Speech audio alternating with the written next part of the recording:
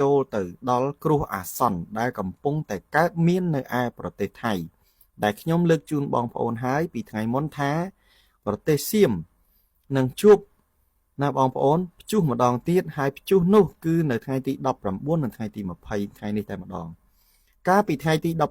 19មានខ្យល់និងភ្លៀងផ្គររន្ទះមួយមេធំធ្វើឲ្យប្រទេសសៀមលិចមួយតំបន់នោះគឺស្រុកខេត្តឡយអ៊ីដែលធ្វើឲ្យភូមិទូទាំងខេត្តឡយអ៊ីលិចលង់តែម្ដងបងប្អូន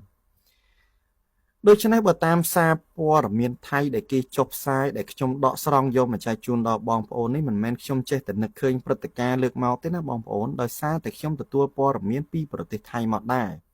លើកយកពីសារព័ត៌មានថៃយកមកចែកជូនបងប្អូនដែរសារព័ត៌មានថៃមួយចំនួនគេបិទប្រទេសមិនឲ្យបងប្អូនឃើញទេដូច្នេះបងប្អូនមិនអាចមើលឃើញពីព្រឹត្តិការណ៍រឿងអាស្រូវរបស់គេទេដូច្នេះខ្ញុំទៅស្វែងរកហើយយកមកចែករំលែកជូនដល់បងប្អូនទាំងអស់គ្នាម្យ៉ាងវិញទៀតបងប្អូនក៏គ្មានពេលឯណាទៅអង្គុយស្វែងរកព័ត៌មានពីប្រទេសថៃដែរ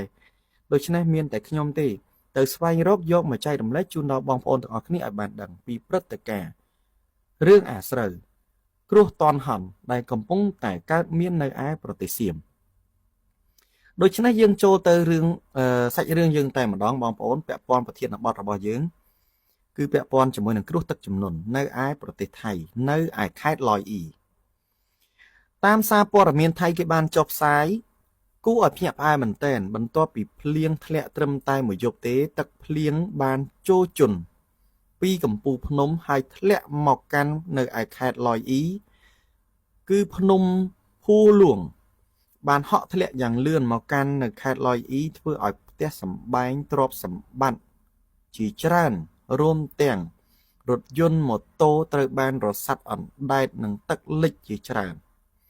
ហើយកម្ពស់ទឹកដែលគេប៉ាន់ស្មានណាបងប្អូនយើងក៏មិនដែលជួបដែរថាគ្រោះទឹកជំនន់កើតមានប្រទេសថៃអីក៏ចម្លែកម្លេះខ្លាំងជាងសូណាមីទៀតណាបងប្អូនខ្លាំងជាងសូណាមីទៀតហេតុអ្វីបានខ្ញុំនិយាយចឹងសូមកាត់បងប្អូនបន្តិចទឹកជំនន់ដែលកើតមាននៅឯប្រទេសកម្ពុជាយ៉ាងច្រើនបំផុតកម្ពស់1ម៉ែត្របងប្អូនណាកម្ពស់1ម៉ែត្រប៉ុន្តែប្រទេសថៃកម្ពស់1ម៉ែត្រកន្លះទៅ2ម៉ែត្ររហូតដល់2ម៉ែត្រជាងដូច្នេះទើបខ្ញុំនិយាយថាខ្លាំងជាងសូណាមីទៀតខ្លាំងជាងសូណាមីទៀតបងប្អូនឥឡូវយើងតទៀតបងប្អូនណានៅថ្ងៃទី19នៃខែកញ្ញាឆ្នាំ2025កាលពីម្សិលមិញនេះអ្នកយកសារព័ត៌មាននៅឯប្រទេសថៃបានឲ្យដឹងថានៅខេត្តឡយអ៊ីមានភ្លៀងធ្លាក់ពេញមួយយប់ស្ទើរតែគ្រប់តំបន់នៅឯភូមិស្រុកនៅឯខេត្តឡយអ៊ីតែម្ដងបង្កឲ្យមានទឹកជំនន់និងទឹកភ្លៀងធ្លាក់ពីលើភ្នំនិងអូរតំបន់ទំនាបត្រូវបានជន់លិចបង្កឲ្យខូចខាតដល់ភូមិផ្លូវថ្នល់និងដីសហកម្មទ្រព្យសម្បត្តិប្រជាពលរដ្ឋរួមមានឡានម៉ូតូជាច្រើនត្រូវបានខូចខាតជាពិសេសគឺដីកសិកម្មរបស់ប្រជាជនថៃនៅឯខេត្តឡយអ៊ីហ្នឹងរាប់សិបរៃត្រូវបានខូចអ្នកយកសារព័ត៌មានបានបន្តទៀតថានៅចំការដូងនៅឯភូមិបានសម្រានឃុំចាសាឡាស្រុកភូរឿខេត្តឡយអ៊ីមានទឹកជំនន់ភ្លាមពីអូណាំសានដែលហូរចេញពីកំពូលភ្នំភូឡាងចម្ងាយប្រមាណជា2គីឡូម៉ែត្របានហក់ឡើងតាមប្រឡាយអ្នកភូមិវាជន់លិចផ្លូវហើយម៉ូតូរថយន្តផ្សេងនឹងត្រូវបានរសាត់អណ្ដែតទៅតាមទឹកតែម្ដងនៅពេលនោះដែរប្រជាជនក៏នាំគ្នារើបំរាស់យក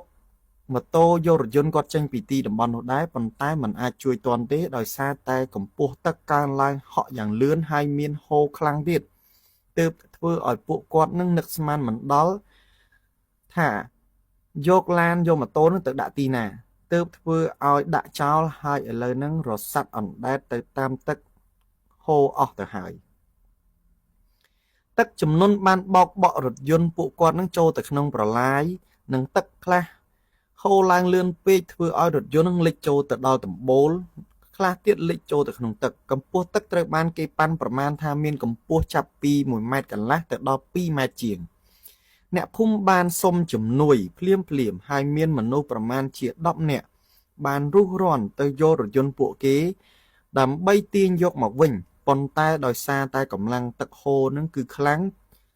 ដូចឆ្នេះហើយធ្វើឲ្យរថយន្តម៉ូតូរបស់ពួកគាត់ហ្នឹងត្រូវហូរចូលទៅក្នុងប្រឡាយនឹងទន្លេអស់ទៅនេះបើយោងតាមប្រភពសារព័ត៌មានថៃដែលគេចុះផ្សាយណាបងប្អូនយោងតាមប្រភពសារព័ត៌មានថៃដែលគេចុះផ្សាយដូច្នេះហើយអ្វីដែលខ្ញុំនិយាយប្រាប់បងប្អូនវាមិនមែនជារឿងចៃដន្យទេវាជារឿងដែលអាចនឹងកើតមានដោយអ្វីដែលខ្ញុំនិយាយថាថៃតែងទទួល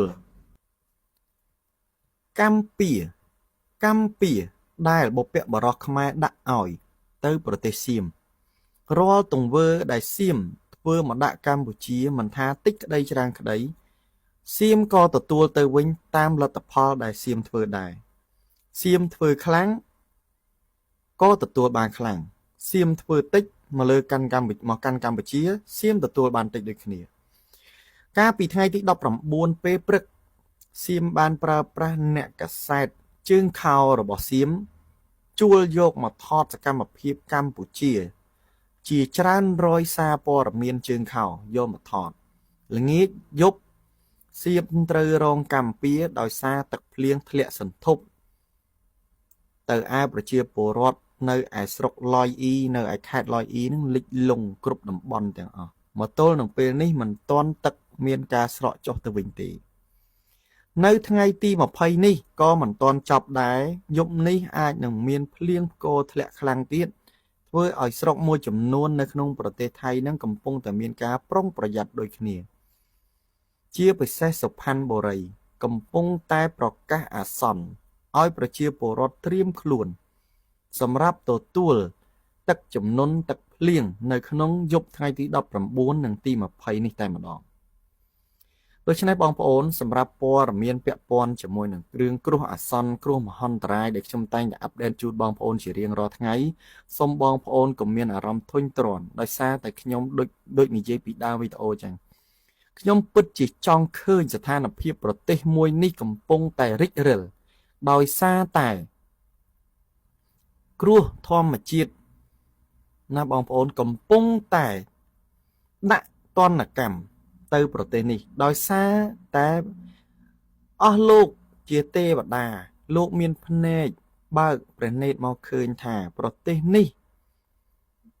มันអាចរងផលប៉ះពាល់ពីប្រទេសតូចតាចទៅធ្វើទង្វើផ្សេងដាក់បានទេដូច្នេះហើយលោកបើកព្រះនេត្រហើយលោកបញ្ជូនណាទណ្ឌកម្មផ្សេងមកកាន់ប្រទេសមួយនេះប៉ុន្តែក៏សូមអធិស្ឋានបងប្អូនទាំងអស់គ្នាដែរដោយខ្ញុំនិយាយឲ្យថារាល់ព្យុះរាល់ភ្លៀងទាំងអស់កម្ពុជាក៏មានផលប៉ះពាល់ដែរ